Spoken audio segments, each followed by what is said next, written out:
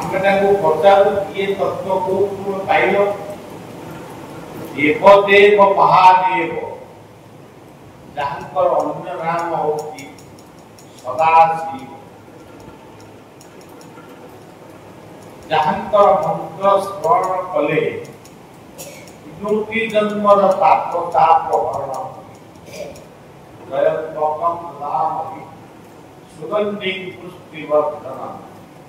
ଉର୍ବାରୁକଂ ବନ୍ଦନା ମୃତ୍ୟୁମୁକ୍ତି। ये जो मूर्ति आपण शिवंकर शयन अवस्था छाती कालींकर पाद पड़ी ये पतिव्रता नायिका ये होती महाकाल महामहा विपद ये रक्षा कर पाद केमिति शिवंकर छाती उपरे पड़िबो से माने बुझांती जे काली संसार को समुद्रे जा मन गढ़ा तो काली जाती और विष्णु जाती नहीं से तो मन गढ़ा महादेव दिने पचारे जे कालींकर अनुपस्थिति को लक्ष्य कर कहले से कुआड़े जाइछन्ती ताकू के कहला से संसार तेनु शिव शिवंकर द्वार देश शुईले काली आसिले मुझे पचारि तुम कहीं मंदिर छाड़ी संसार को भ्रमण करने महादेव द्वार देश शुई गाड़ी बुली बुली आसिले द्वार मुहर द्वार देश पाद भी पड़गला तब देखिले द्वार देश देवदेव महादेव उमाकांत तेणु से लज्जा जीवटा को कामुड़ी पकड़े जीव बाहर कर लज्जित से समय मूर्ति आम पढ़े यह संपूर्ण अमूलक ये सब कथा तत्व मिले जो कथारे आपण माने देखिए जीवन पाई परिवार पाई समाज पाई जो शिक्षा नहीं कि वार्ता नहीं ये कथा कथा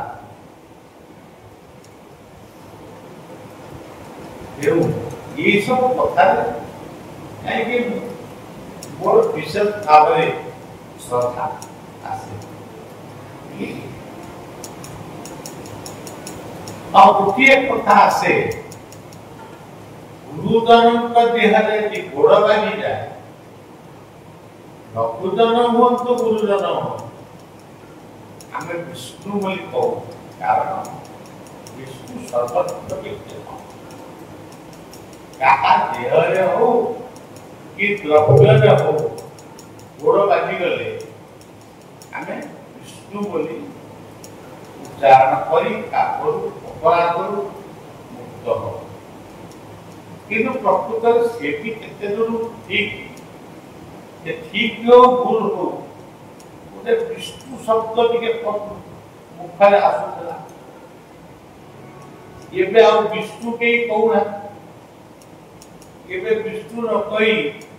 सरी बोली कहू सरी कले दुखित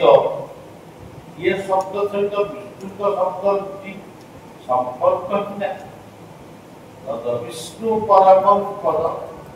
तदा पश्यन्ति सूरय दिवीव तत्पुरा बिना निमंत्रण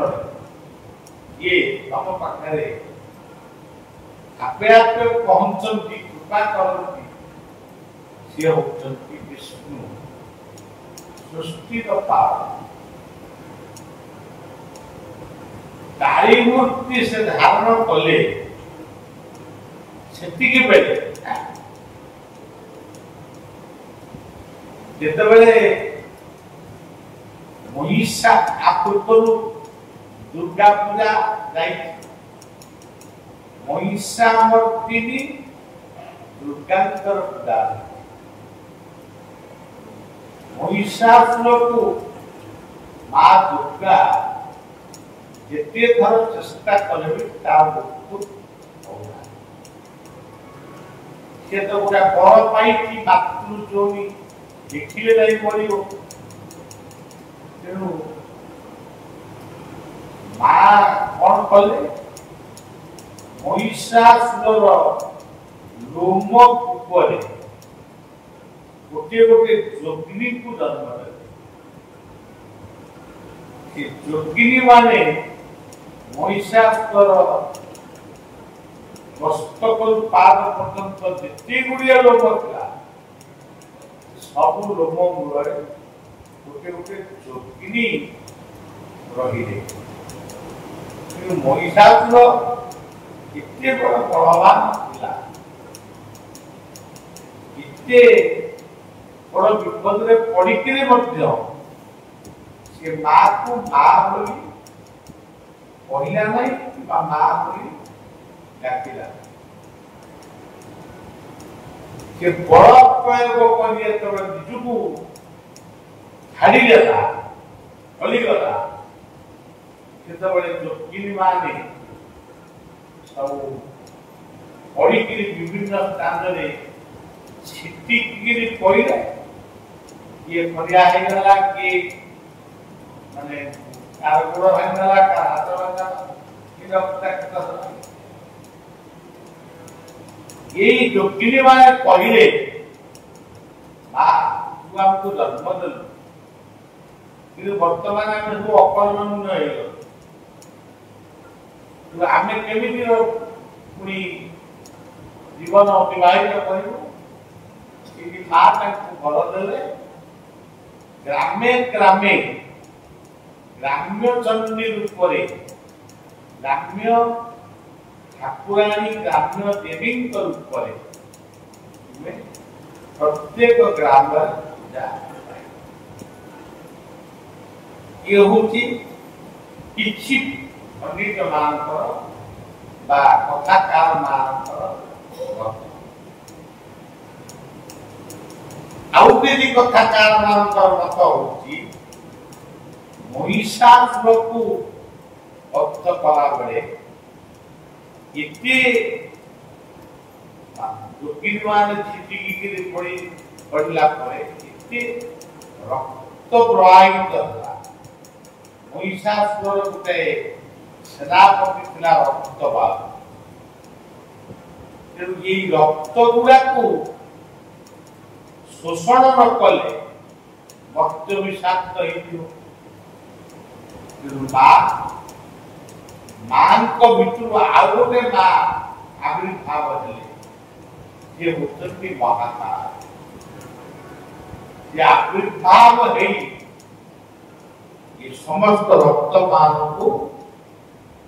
कले रक्त मान को शुष्क कले एमती किसी मत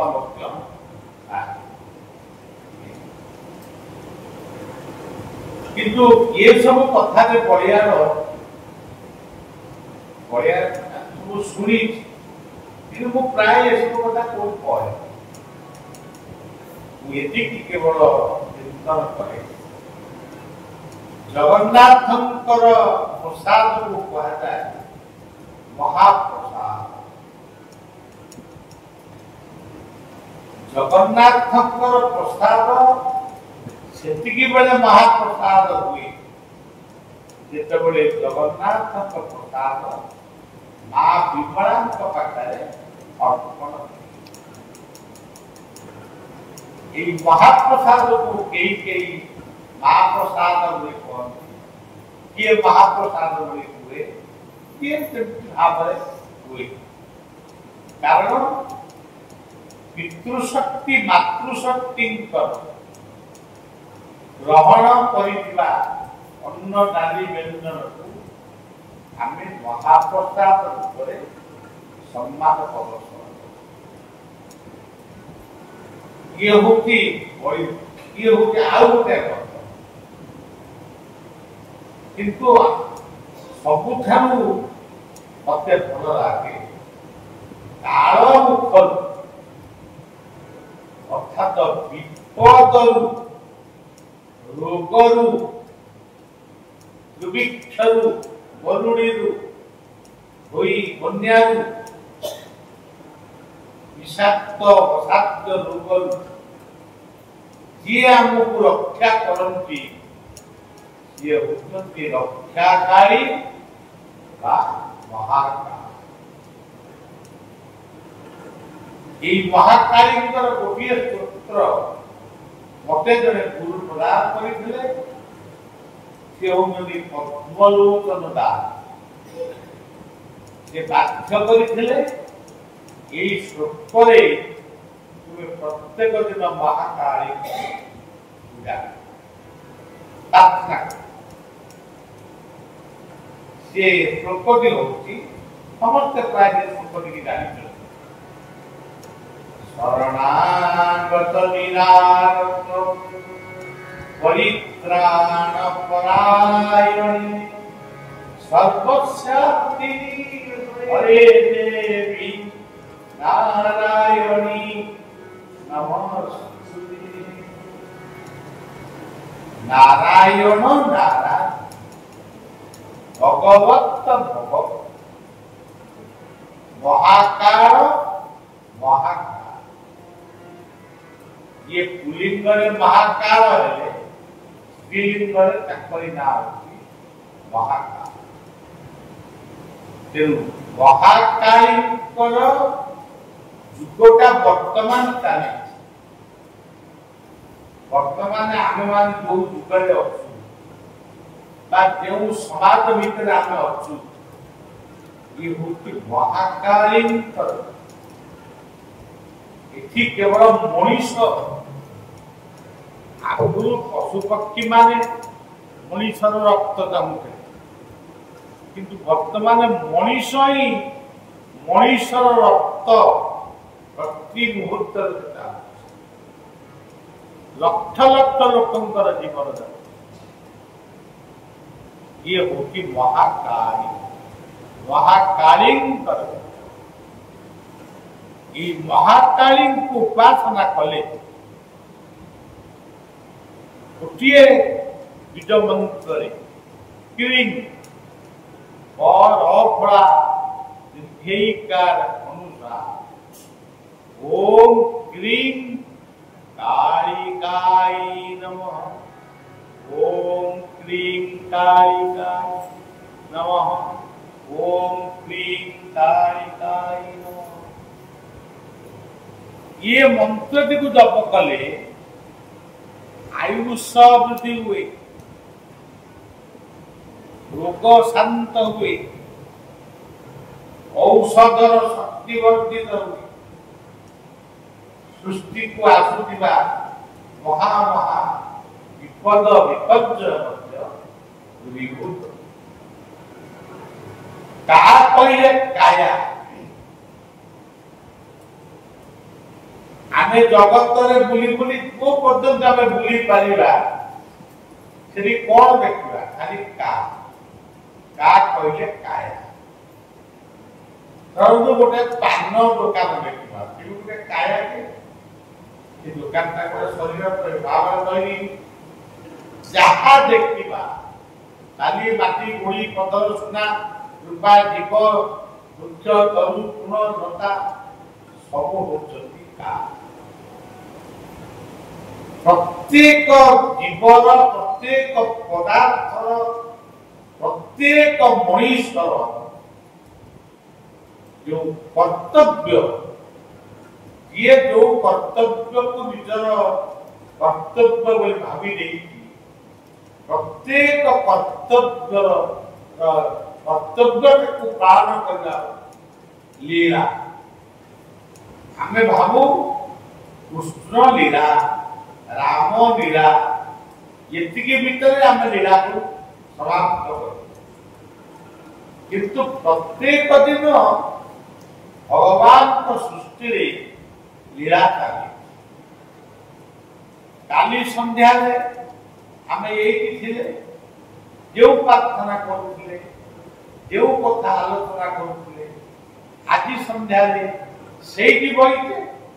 कि प्रार्थना परिवर्तन लीला परिवर्तन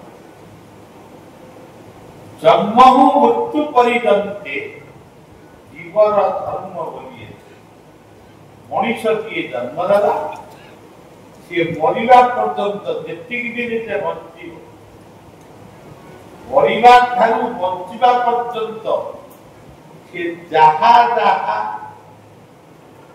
इच्छा करिब एवं करिब ताहा ही होती वाका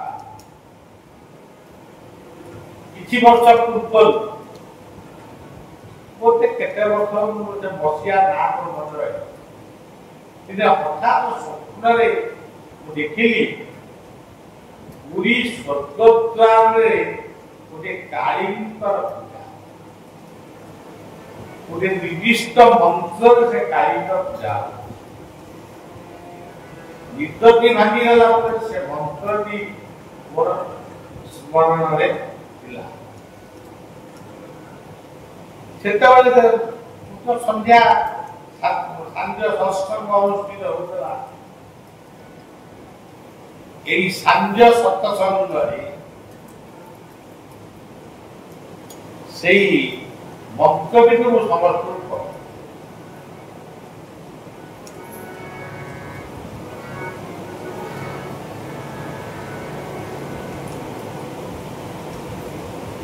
समस्ते बोले सेतबेले जप कर के मन रखी के भूल जाए गोरपदार कंडूरी साथ यानी ना चली गले डाक्टर इच्छा कौन हैला से आसी निरोला ने पटे मागिले बाबा से मंत्र को आपन मते दियंतु मुटे को लक्ष्य पर्यंत दब ताको मो देखिली से लक्ष्य मंत्र दब करितले ता भीतर ताकर कोन दिव्य अनुभूति से कही ना अवश्य किंतु अनुमान करी अनेक दिव्यानुभूति प्राप्त प्रत्येक मंत्र महिमा स्वतंत्र भाव रही काली एथि हम ओंकार ध्वनि बापी भाई को बापी पे कले एपटरे ओंकार ध्वनि तरंग बा ओंकार ध्वनि स्पर्श कटक बड़ मेडिकल पहुंचे सी गोटे रोग सुस्थ हो जदि मंत्र शक्ति ना दिन संध्या बेले आम कथा कहूलु बसीलु उठुलु प्रति मुहूर्त भावुलु ये जीवनटा बोधे शेष किंतु काली से मंत्र उच्चारण से मंत्र तरंग बा ध्वनि कटक बड़ मेडिकल एवं डॉक्टर मानक द्वारा रोग दूरीभूत हुए ता भितरे भगवान आशीर्वाद यथेष्ट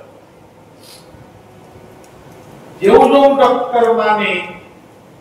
अक्लांत परिश्रम करी रोग को दूरीभूत कले आज मुझे बार्ता पठे बार्ता ये आपण माने प्रकृत महान आमे कई भगवान को देखी नो भगवानଙ୍କର କୃପାର ପାତ୍ର ହେଉଛନ୍ତି ଆପଣ। ଭଗବାନଙ୍କର ଇଚ୍ଛା ସେ ଆପଣମାନଙ୍କ ଦ୍ୱାରା ହିଁ ଘଟିତ କରନ୍ତି। ସେଥିପାଇଁ ଗୋଟିଏ ଅମୂଲ୍ୟ ଜୀବନ ଆଜି ରକ୍ଷା ହେଲା। ଆପଣମାନଙ୍କୁ ଶୁଭେଚ୍ଛା ଜ୍ଞାପନ କରୁଛି। ତେଣୁ ଆମେ ମାନେ ବେଳେ ବେଳେ ଭାବୁ ଏ ଡାକ୍ତର ମାନେ କଣ କରିବେ, ସେ ଔଷଧ ମାନେ କଣ କରିବେ। ଏଇଠି ଆମର ବ୍ରହ୍ମାଣ୍ଡ ଅଛନ୍ତି, ତାକୁ ସର୍ପାଘାତ ହେଲା, ତାକୁ ଯେତେବେଳେ କଟକ ମେଡିକାଲ ଜଗତସିଂହପୁର ଡାକ୍ତରଖାନାରୁ କଟକ ମେଡିକାଲ ପର୍ଯ୍ୟନ୍ତ ନେଲେ, ଡକ୍ଟର ମାନେ ଜାଣିଲେ ବାବା ବଳିଆଙ୍କର ମାନେ ଆଶ୍ରମ ଅଛି, ସେ ଅକ୍ଲାନ୍ତ ପରିଶ୍ରମ କରିଛନ୍ତି ଏବଂ ସେ ଭଲ ହେଲେ। ତାଙ୍କ ପାଖକୁ ମଧ୍ୟ ଗୋଟେ ସାଧୁବାଦ ବା ଧନ୍ୟବାଦ ପତ୍ର ଦେଇଥିଲି। ଡକ୍ଟର ମାନେ କହିଥିଲେ ଇଏ ହଉଛି ଆମ ଜୀବନର ପ୍ରଥମ ଧନ୍ୟବାଦ। ଜଣେ ବାବା ଦେଇଛନ୍ତି। ଆମେ ଆଗରୁ କେତେ ରୋଗୀକି ଭଲ କରିଛୁ, କେତେ ସର୍ପାଘାତ ରୋଗୀକୁ ଭଲ କରିଛୁ, କିନ୍ତୁ ଆମକୁ କେହି ପ୍ରଶଂସା ପତ୍ର ଦେଇନଥିଲେ। ଆଜି ଆମେ ପ୍ରଥମ ଚିନ୍ତା, ତେଣୁ ବାବାଙ୍କୁ ପ୍ରଣାମ। ତେଣୁ ଏଇଭଳି ଏହା ହଉଛି ପ୍ରୀତି। ଭାଗବତର ସେଇ ପଦ ଭକ୍ତିରେ ପ୍ରୀତି ନାହିଁ ଯାର, ସେ କାହୁ ଲଭିବ ମୋ ଭୟ। ଆମେ ବହୁତ ଭକ୍ତି କରୁ, କିନ୍ତୁ ଭକ୍ତିରେ ଯଦି ପ୍ରୀତି ଯଦି ନାହିଁ ତାହେଲେ ସେ ଭଗବାନଙ୍କର ପାଦ ପଦ୍ମକୁ ଛୁଇଁପାରିବ, ଜାଣିପାରିବ। କାଳି ଯଦି ବି ଶିବଙ୍କ ଉପରେ ଏକ ପାଦ ପଡିଯାଇ ସେ ଲଜ୍ଜାଶୀଳା ହେଇଛନ୍ତି, ନିହାତି ସତ୍ୟ ଏଇଟା। ତାହା ହିଁ ହଉଛି ଭଗବାନଙ୍କ ପ୍ରତି ପ୍ରୀତି। ଧର୍ମ କାହାକୁ କହନ୍ତି? ପାପେ ଭିତ୍ତିହୀନ ଧର୍ମ। ନିର୍ଲଜ କାମ କରିବା ପାଇଁ, ନିର୍ଲଜ ଭାବରେ କଥା କହିବା, ନିର୍ଲଜ ଭାବରେ ଅନ୍ୟକୁ ଉପେକ୍ଷା କରିବା, ଉପହାସ କରିବା, ଇଏ ହଉଛି ମହାକାଳୀ। ଇଏ ହଉଛି ମହାକାଳୀଙ୍କର ସର୍ବଦେ ପଡ଼ିବା ଯାହା କହିଲା। ତେଣୁ ପାପ କାମ କରିବା ପାଇଁ, ଭୁଲ କାମ କରିବା ପାଇଁ ନିଜକୁ ଲଜ୍ଜିତ, ନିଜକୁ ଲଜ୍ଜା ସଂକୋଚ, ଆମର କୁହାଯାଇଛି ଭାଗବତରେ ଲଜ୍ଜା ସଂକୋଚ ଦୂର କରି। ତେଣୁ ଲଜ୍ଜାଶୀଳ ହେଲେ ମନରେ ଭୟ ଜାତ ହବ, ଭୟରୁ ପୁଣି ଭକ୍ତି ଜାତ। ଯେବେ ଆମେ କୀର୍ତ୍ତନ କରିବୁ, ନାଚିବୁ, ଆମକୁ ନାଚ ମାଡ଼ିବ, କିନ୍ତୁ ସ୍ୱର ବହୁତ ସୁନ୍ଦର ପଡୁଥିବ, ନାଚିବା ପାଇଁ ଗୋଡ଼ ଉଠିବାକୁ ଇଚ୍ଛା ହେଲେ ନାଚ ମାଡୁଥିବ, ସେମାନେ ଭଗବତ କୃପା ପାଇପାରିବେ। ଲଜ୍ଜା ସଂକୋଚ ଦୂର କରି ନାଚିବ। ସୁଦୂର ନବଦ୍ୱୀପରୁ ଓଡ଼ିଶା ପର୍ଯ୍ୟନ୍ତ ନାଚି ନାଚି କୀର୍ତ୍ତନ କରି କରି ଯେଉଁ ମହାପ୍ରଭୁ ଆସିଥିଲେ, ତାଙ୍କୁ ଟିକେ ଲଜ୍ଜା ବି ନଥିଲା। ସେଥିପାଇଁ ସିଏ ପୁରୀରେ ଶ୍ରୀକ୍ଷେତ୍ରରେ ଅନେକ ଦିନ ପର୍ଯ୍ୟନ୍ତ ରହିବା ପରେ ଦାକ୍ଷିଣାତ୍ୟକୁ ଜୟ କରି ଶେଷରେ ସେଇ ପୁରୀ ଶ୍ରୀକ୍ଷେତ୍ରରେ ହିଁ ସେ ଦେହ ତ୍ୟାଗ। କାଳୀ ତତ୍ତ୍ୱ ହଉଛି ଗୋଟେ ମାତୃ ପୂଜା, ମାତୃ ସ୍ମରଣ। ତେଣୁ ସେଇ ମାତୃ ପୂଜାର ସନ୍ଧ୍ୟାରେ ସେଇ ମାଙ୍କୁ ମା ବୋଲି ଭାବିଲେ, ସେ ଓ କହିବ, ସେ ମାକୁ ଯଦି କର୍କଶ ଭାଷାରେ ଆମେ ଗାଳି ଦେବା, ତେବେ ତା ପାଖରୁ ଅଜସ୍ର ଅଭିଶାପ ଏତିକି କହି ଆଜିର ସେଇ ପବିତ୍ର କାଳୀ ପୂଜାର ମାନେ ଶେଷାଂଶ ହଉ श्रेष्ठांश हो सारांश हो आम इष्ट देवी ऋतुप्रभा रामचंद्री पादरे और जन्मदात्री मातृमंडली पादरे